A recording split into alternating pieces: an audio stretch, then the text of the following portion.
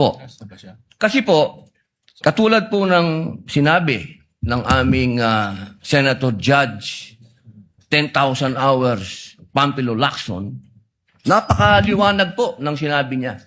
At kami din po dito, ako po mismo ay gumawa din ng panukala na dapat yung mga nagsisinungaling dito, yung mga paiba-iba ng testimony na nagiging aming mga witness, ay dagdagan dapat ang sintensya ng perjury. Kailangan amendahan ang batas na yan.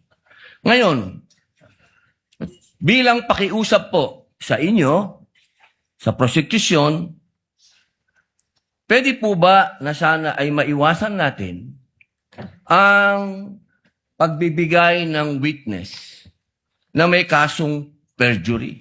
Hindi na po ito si Las Cañas.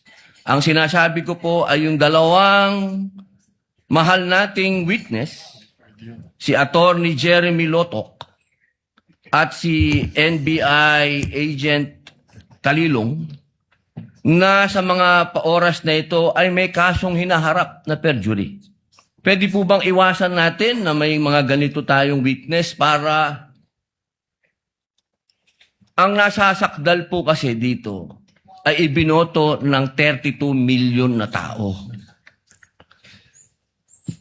Sana po, aming mga mahal na kaibigan sa prosecution, ay isipin nating mabuti bago po tayo magbigay ng mga witness na may perjury na kaso o nagkaroon po kami ng dahilan na gumawa ng amenda na itong perjury ay amendahan.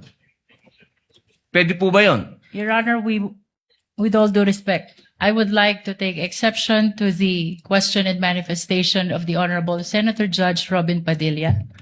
First of all, we were able to verify already that there are no cases pending against the prosecution witnesses. In addition, Your Honor, and only to respond to the concern of the Honorable Senator Judge Padilla, ang conviction po ay hindi ground for disqualification unless it is final and unless it is punishable by more than 1 year and that the crime constitutes moral turpitude.